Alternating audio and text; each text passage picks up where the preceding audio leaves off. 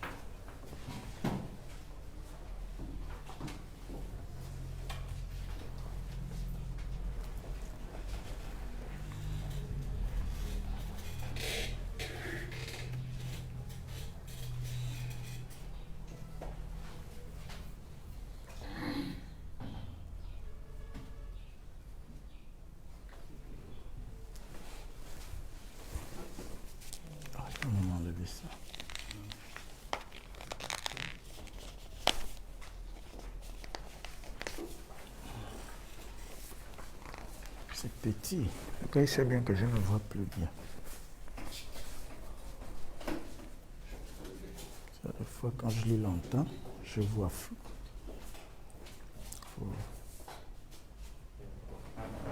C'est enfin là.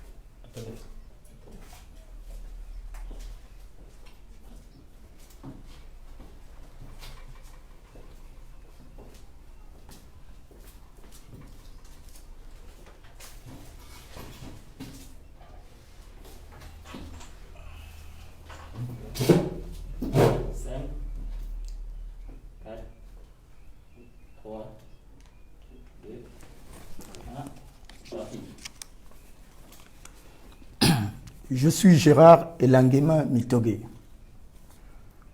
président du Front patriotique gabonais, en abrégé FPG,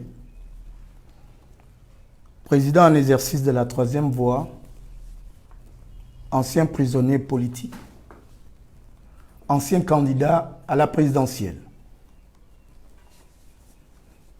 Déclaration solennelle de la troisième voie au sujet de la réécriture de l'article 13 de la Constitution, le silence assourdissant du Parlement et l'urgence d'une riposte citoyenne.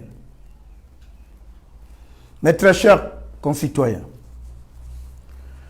je voudrais d'abord vous remercier en toute fraternité citoyenne pour votre fidélité et votre adhésion massive à la tradition de communication citoyenne initiée par la troisième voie dans le seul but républicain de mettre à vos dispositions une information politique de qualité pour vous aider à mieux comprendre le fonctionnement ou le dysfonctionnement de notre pays.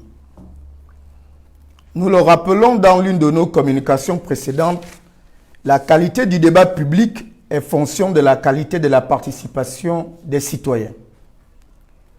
Laquelle participation dépend du type d'information auquel ils ont accès, car le débat démocratique ne peut se nourrir des rumeurs, de commentaires et des fake news qui inondent de plus en plus les réseaux sociaux et altèrent le jugement de l'opinion publique.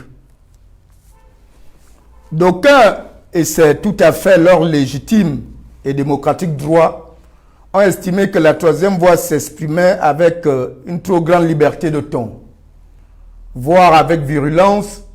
À ces compatriotes, nous voulons adresser une réponse reposant sur 4 arguments. D'abord, la liberté d'expression et d'opinion est un droit constitutionnel consacré par la Constitution et nous devrions nous réjouir de ce que notre démocratie en construction se force de tolérer au moins l'exercice de ce droit fondamental.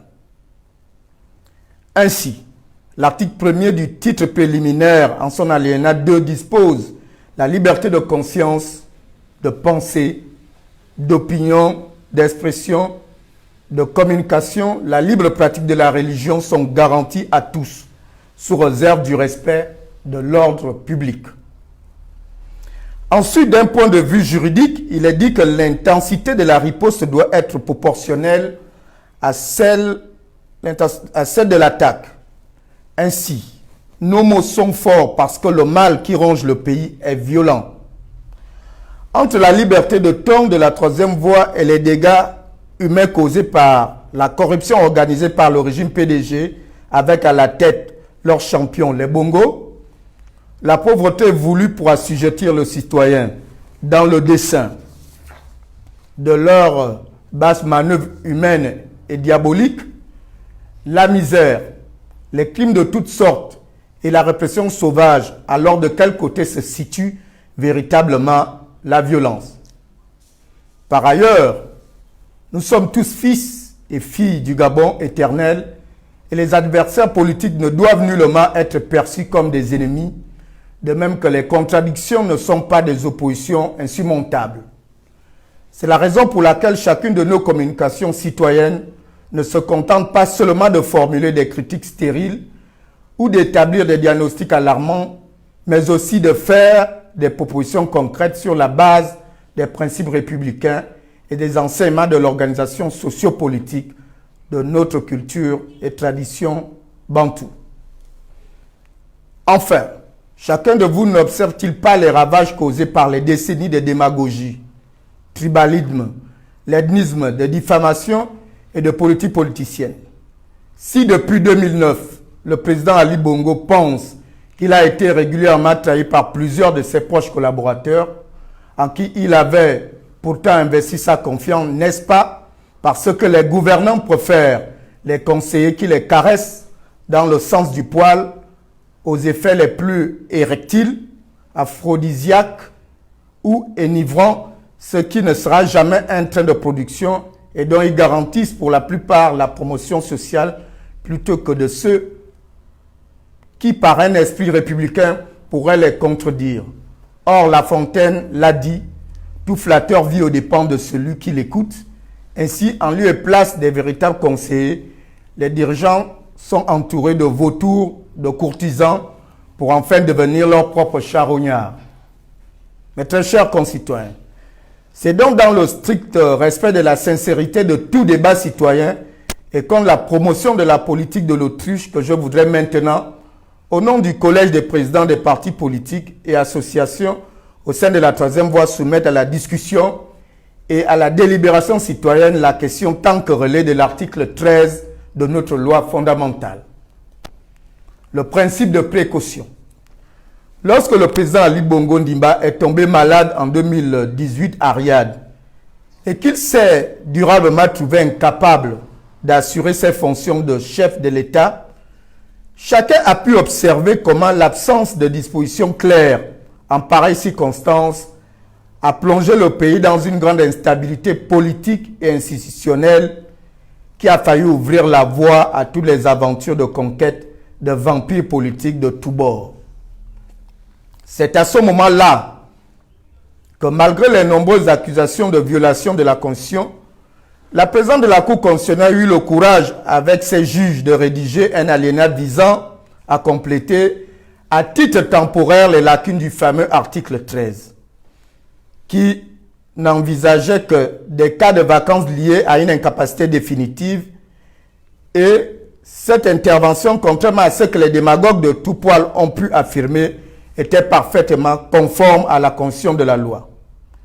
En effet, l'article 88 du titre du titre 6 de la Constitution indique, en dehors des autres compétences prévues par la Constitution, la Cour constitutionnelle dispose du pouvoir d'interpréter la Constitution et les autres textes à valeur constitutionnelle en cas de doute ou de lacune, à la demande du président de la République, du Premier ministre, du président du Sénat, du président de l'Assemblée nationale, du 10e des députés ou des sénateurs, ce qui fut fait par le gouvernement Issoze Ngondé. C'est ainsi que la notion tant que relais d'indisponibilité ou d'incapacité temporaire a fait son entrée dans le corpus de la loi fondamentale, mais aussi dans tous les débats citoyens de cette période particulièrement tumultueuse sur le plan politique. Mais si les dispositions constitutionnelles et pertinentes autorisaient le juge constitutionnel à apprécier ou interpréter la loi pour y introduire, en cas de besoin, des dispositions complémentaires, rien par contre n'autorisait ce même juge constitutionnel à adopter ces alinéas complémentaires et ainsi à changer ou modifier la Constitution dans la mesure où cela, l'article 109 du titre 2, l'initiative de la révision appartient concurremment au président de la République, au Conseil des ministres entendus et aux membres du Parlement.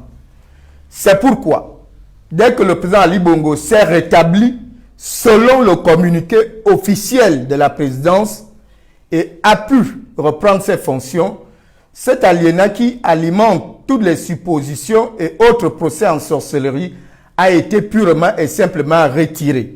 Ainsi, la Constitution actuellement en vigueur en République gabonaise est en chaque article identique à celle qui avait cours avant la maladie d'Ali Bongo. Or, ce retour à l'ancienne Constitution et le silence assourdissant quant à la pertinence de cet article pose un problème de taille. En effet, pourquoi les instances compétentes du Parlement ne saisissent-elles pas la Cour qui ne peut s'auto-saisir comme stipulé plus haut pour ouvrir le débat sur la nécessité de compléter des lacunes récemment observées dans l'écriture de l'article 13, entraînant ainsi une révision constitutionnelle nécessaire. Cela relève non seulement du bon sens, mais surtout du principe de précaution, car que se passerait-il si cette situation d'indisponibilité temporaire venait à se reproduire? Elle aura une durée de combien de temps? Nous demandons bien, si cette indisponibilité temporaire venait à se reproduire, ça veut dire si c'est un accident de la nature qu'a eu le président la première fois, venait à se reproduire. Cette indisponibilité temporaire, elle aura une durée de combien de temps? Il faut la définir. À qui va incomber la direction du pays? À qui va incomber la direction du pays? À un collègue de responsable d'institution? À un collaborateur du chef de l'État? Ou au coordinateur général des affaires présidentielles, son fils? Sur la base de quoi? Nous disons sur la base de quoi? C'est pourquoi nous pensons que la question de l'article 13 du Gabon doit être soulevée. On ne peut pas comprendre qu'un parlement soulève des questions, qu'un gouvernement soulève des questions d'homosexualité, dépénalise l'adultère, mais pense que la question de la direction au sommet du pays n'est pas prioritaire. Nous pensons que c'est une question prioritaire qui devrait être normalement dans les tiroirs du Parlement qui vient de prendre les vacances. À qui profite donc le maintien de ce flou et de ces lacunes dans les dispositions de notre loi fondamentale? Il est bon de rappeler que le président de la République s'est présenté à une élection uninominale. Ça veut dire seul. Il n'y avait ni collaborateur, ni enfant, ni madame, ni chef d'institution. Donc, aucune personne, que ça soit son collaborateur, parce que même le vice-président au Gabon n'est pas constitutionnel, ni le fils, il n'a pas été élu avec le père. Madame était très loin. Les chefs d'institution encore moins. Le président seul, jusqu'au stade où nous parlons, en l'état de notre constitution, est le seul patron du pays. D'où nous pensons qu'il faut engager un véritable débat sur la question de l'article 13. Dans le temps, nous avions dit qu'il nous faut une révision constitutionnelle pour qu'on rentre de plein pied dans un régime présidentiel, pour que le président et le vice-président soient élus ensemble, pour qu'au cas où nous avons une situation similaire, le vice-président soit en droit légitime de diriger le pays. Or, dans le cas actuel, la question elle est sur tous les lèvres. Qui dirige, qui commande, qui décide? C'est la question qui est posée sur toutes les lèvres au Gabon. D'où l'urgence pour nous, la troisième voie, que la question de l'article 13 reflète le caractère d'urgence pour son traitement. Voilà un vrai article qui nécessite un vrai caractère d'urgence, pas les lois d'homosexualité, pas la dépénalisation de l'adultère, l'échec de la Cour. Mes très chers concitoyens, la question que nous devons nous poser consiste à demander pourquoi le Parlement évite-t-il ce débat? À quoi servirait un Parlement qui n'est pas capable d'anticiper sur les situations de crise institutionnelle? À quoi servirait un Parlement qui, plutôt que de jouer pleinement son rôle de contrôle de politique publique de l'État et dont le contre-pouvoir finit par se comporter comme une pute, disons, une simple chambre d'enregistrement, en déshonorant ainsi le mandat qu'il tient du peuple? Lorsque sous le férule de Blas, le gouvernement avait adopté des dispositions anti-républicaines quant au patrimoine foncier de l'État et au mode de perception des recettes pétrolières, où était le Parlement pour dénoncer et faire annuler ces dispositions scandaleuses proches de la trahison? À l'inverse, il peut paraître surprenant que ce Parlement qui se tait lorsqu'il doit légitimement parler, préfère parler quand il devrait plutôt être réservé. C'est ce qu'il a prouvé lorsqu'en totale violation du principe de séparation du pouvoir, un député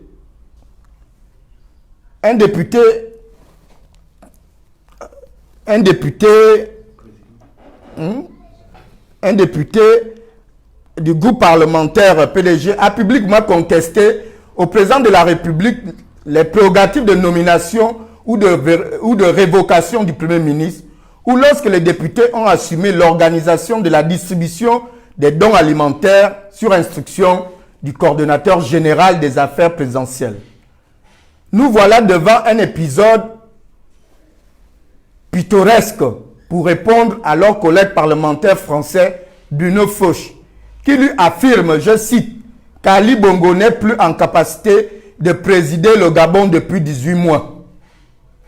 Le président du groupe parlementaire et le PDG n'a pas trouvé le temps, ni la force et les mots pour défendre son distingué camarade président comme il avait fait pour l'intimer l'ordre de ne pas démettre le Premier ministre, malgré que cela relève des prérogatives du président de la République. Préférant mandater un jeune député orphelin de son parrain et en quête de protection blablaté à la télévision. Cela dénote du peu d'importance qu'ils accordent à la question d'Ali Bongo Ndimba, leur distingué camarade et président de la République. Et c'est une manière très subtile de confirmer ce que le peuple soupçonne et ce que le député français a dit.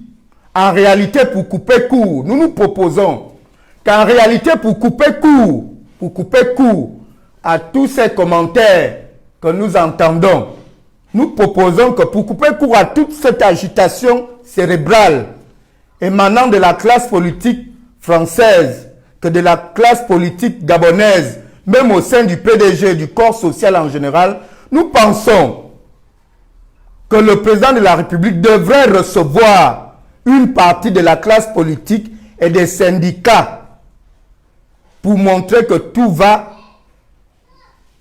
bien. La venue d'un homologue ou de quelqu'un d'autre ne viendra pas être une meilleure preuve. Nous pensons que la question qui est posée, la question du doute, Les Français doutent. Les Gabonais doutent. La classe politique doute. Même les PDG doutent. Ils sont seulement hypocrites. Les PDG sont hypocrites. Nous pensons que, comme il a bien voulu recevoir les généraux hier, sans leur ministre de tutelle, selon le constat fait, nous avons quand même trouvé cela un peu de bizarre. Parce que, à quoi ça rime de recevoir les généraux sans leur ministre de tutelle? C'est vrai que le président et le commandant en chef, est-ce qu'ils étaient dans le cadre du chef suprême des armées? Nous ne savons pas. Mais, en ce qui nous concerne, en homme politique, nous avons pensé qu'il aurait dû les recevoir accompagnés de leur chef de département, le ministre de la Défense et le ministre de l'Intérieur. Bref, ça n'a pas été fait comme ça. Nous pensons que, comme nous l'avons appris par supputation, ça se murmure, les homologues vont arriver, tout ça là, ça a été fait. Nous, la troisième voie, nous pensons que si nous voulons que les choses, nous voulons l'apaisement, la sincérité, effacer les doutes, nous pensons que le président peut, pour dissiper tout doute, qu'il reçoive la classe politique, que lui-même, il trie même. Là-bas, ils font la liste. Ils font la liste, ils convoquent. Nous savons que nous sommes en période de coronavirus et qu'il ne peut pas s'exposer à beaucoup de choses. Mais nous pensons quand même que on peut mettre du fumogène sur le corps pour purifier beaucoup d'entre nous. Il peut recevoir une partie de la classe politique et recevoir une partie des syndicats. Quand nous reviendrons, ceux qui seront cooptés ou qui seront pris, dans la partie de la classe politique, il y aura la majorité et l'opposition. Il y aura la majorité, l'opposition et le centre que nous nous représentons. De l'autre côté, il y aura les syndicats et la société civile. Il prend un peu, et puis nous allons pour une fois pour toutes dissiper ce qui devient un débat qui n'a que trop duré dans notre pays. Le Gabon a besoin de la sincérité. La crise est tellement profonde. Elle est quittée de la crise politique à la crise sanitaire. Elle est devenue la crise économique. Qu'elle tend à devenir la crise sociale. Donc, nous, la troisième voie, nous proposons au président, là nous proposons à monsieur le président, recevez la classe politique. Il n'y a pas meilleure preuve que celle-là. Recevez la classe politique, majorité, opposition. Même pour quelques 30 minutes, même pour quelques 20 minutes, recevez-la, dites quelque chose pour que les Gabonais voient, pour que le soupçon qui existe soit levé, pour que la sérénité regagne le pays. Tout autre fait n'amènera aucune sérénité. Le doute va de plus en plus s'élever.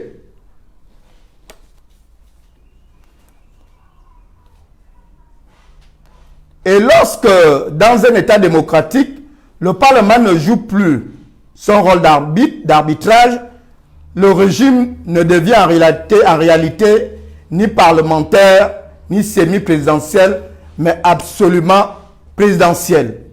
Sous d'autres cieux, où s'exerce véritablement la démocratie, on a vu les députés du parti majoritaire refuser de voter une loi parce que, ne la trouvant pas bénéfique pour l'intérêt supérieur du pays, au-delà des intérêts partisans.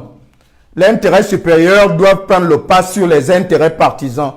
Or, notre Parlement ressemble de plus en plus à un grand orchestre où chacun avec son instrument joue la même partition avec quelquefois quelques fausses notes pour donner l'impression que les désaccords existent encore alors que l'on chante en chœur et avec ferveur une chanson aux accents de plus en plus anti-républicains. L'urgence d'une riposte citoyenne. Quand les pouvoirs institutionnels ne jouent plus leur rôle, que le pays semble dériver comme un bateau sans gouvernail et que les intérêts socio-économiques des citoyens ne sont plus assurés, la troisième voie n'a de cesse de vous appeler à la responsabilité et à la mobilisation citoyenne. Si la démocratie est l'origine politique et le régime politique qui consacre la souveraineté du peuple, donc des citoyens, ces derniers doivent eux-mêmes prendre en main leur destin quand ils constatent la démission ou l'échec de ceux qui sont censés les représenter. La mobilisation exceptionnelle des Gilets jaunes en France, qui va peut-être prochainement aboutir à l'organisation d'un référendum sur la question d'urgence climatique, ne découle pas de l'organisation d'aucun parti politique ni d'aucun syndicat. Il faut que le peuple soit lui-même maintenant à la hauteur des responsabilités qui sont les siennes. Pour parler plus simple, lorsque le peuple constate que ses représentants ne sont plus là pour lui, comme c'est le cas avec nos parlementaires, le peuple doit pouvoir lui-même prendre les devants du débat, doit pouvoir s'assurer que son pays est géré convenablement. C'est la preuve que le peuple, que nous préférons appeler les forces citoyennes, est absolument capable de se mobiliser pour une cause républicaine et la faire prospérer en termes de révision pertinente des institutions. Les Gilets jaunes le font en France, d'autres le font dans d'autres pays comme au Mali. Ils amènent les gouvernants à se conformer aux citoyens, d'assumer leur rôle de citoyen. Ainsi devons-nous multiplier des forums citoyens, aussi bien sur Internet que sur le terrain, pour travailler ensemble à la revendication d'une grande consultation nationale.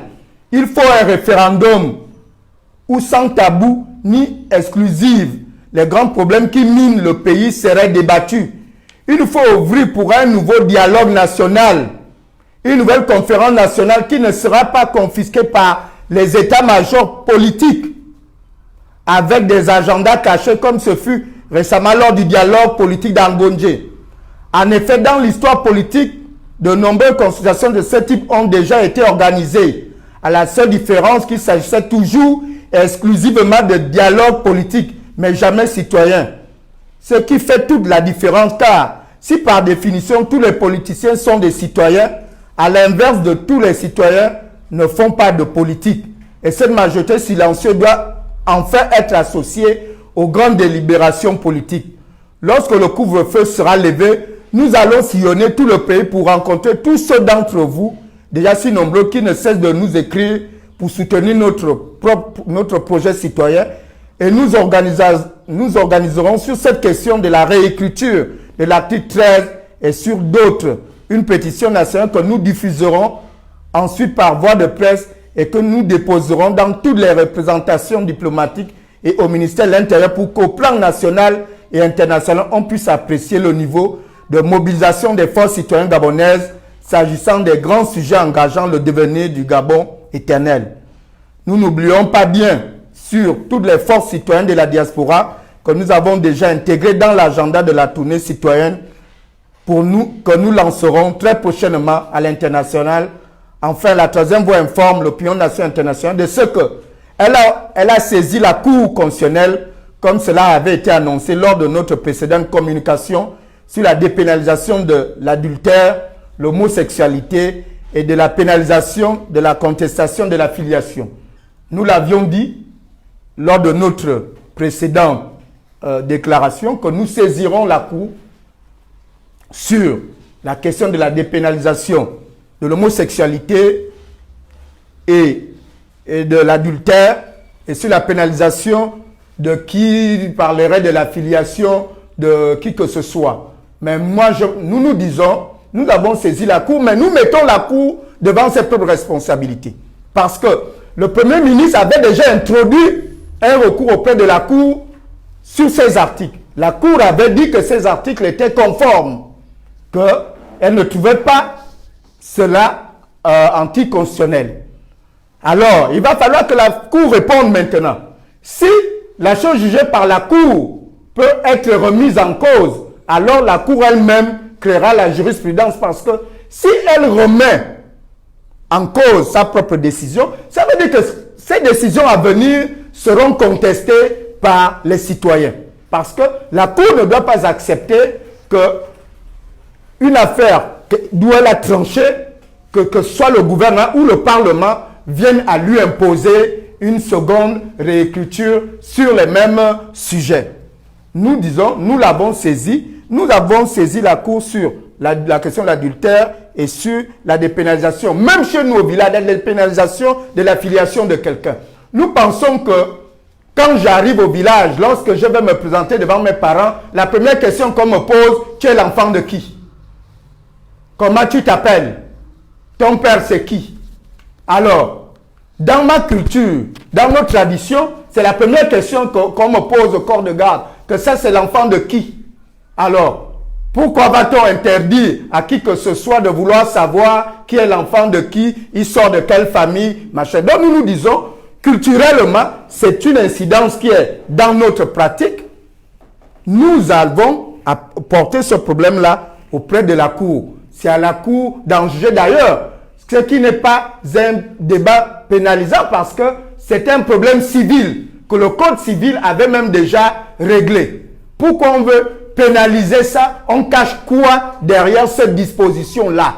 Nous nous disons, nous avons saisi la Cour, nous nous en remettons à la Cour, mais que la Cour sache que la décision qu'elle prendra, elle aura une incidence très forte pour la suite. Pour la suite. Donc, je vous remercie.